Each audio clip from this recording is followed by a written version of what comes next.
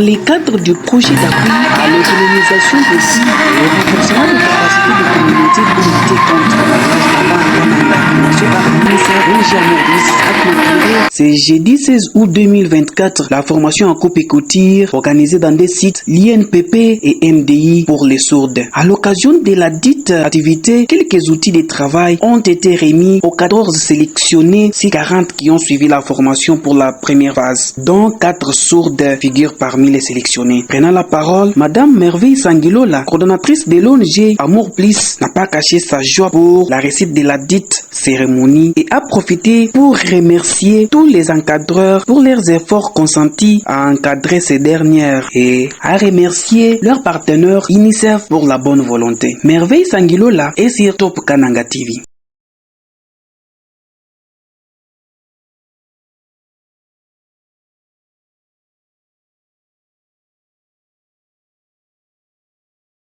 Aujourd'hui est un jour merveilleux pour nous, un grand jour.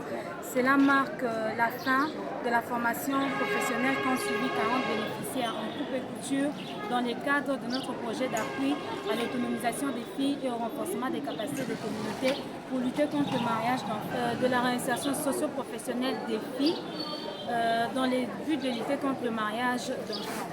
Ces filles ont suivi une formation de 6 mois. 10 d'entre elles à l'INPP et 4 d'entre elles qui sont malentendantes chez MDI. Et à l'issue de cette formation, aujourd'hui nous avons organisé une cérémonie de remise des certificats qui a été présidée par son Excellence Madame la ministre provinciale en charge des affaires sociales et genre, de remise de kits également.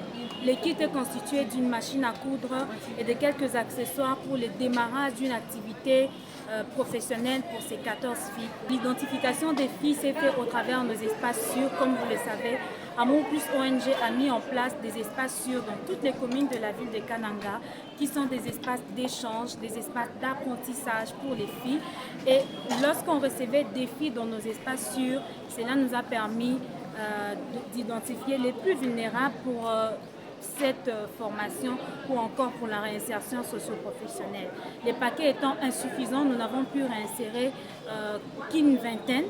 Aujourd'hui, il n'y a que 14 qui ont reçu les certificats. Nous espérons que dans les jours à venir, avec le concours de tous les autres partenaires, que nous puissions en faire plus, parce qu'il y a beaucoup de filles qui sont vulnérables et qui ont besoin, elles aussi, d'appui dans ce sens pour leur permettre d'être plus autonomes, d'avoir plus confiance en elles, mais aussi de faire face aux violences dont sont victimes les filles, dont font face les filles dans toute notre communauté. Alors tout ce que nous pouvons demander aux filles qui ont été bénéficiaires de cette assistance, de cet appui, c'est de se rendre compte de l'importance de leur autonomisation et de bien gérer. De sa part, la ministre des Genres, Famille et Enfants, Madame Isabelle, a remercié l'ONG Amour Plus pour la bonne volonté d'aider les filles centre-kassayennes de se prendre en charge. Et en plus, elle leur a demandé de ne plus se limiter par là, mais de faire plus que ça. Pour terminer, la ministre a demandé aux bénéficiaires de bien garder l'usage de leur kit.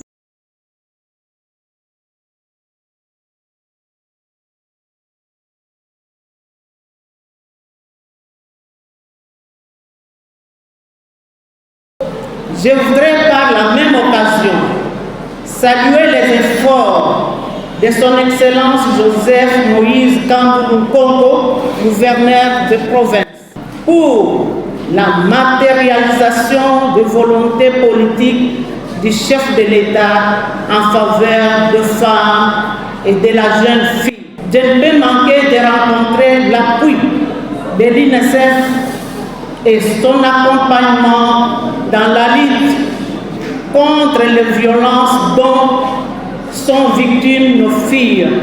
Aux responsables de l'Amour Plus, j'ai dit grand merci et vous encourage de multiplier ce genre de projet qui permettra d'atteindre plus de filles qui souffrent encore. Toutes mes félicitations à l'Institut national de préparatifs professionnels pour avoir doté aux filles la connaissance théorique et pratique.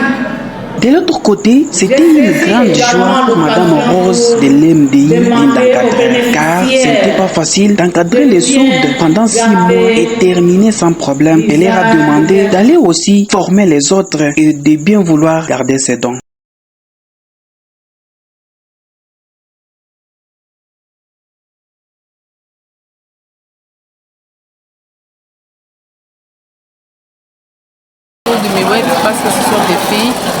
ce sont des personnes vulnérables de par leur handicap.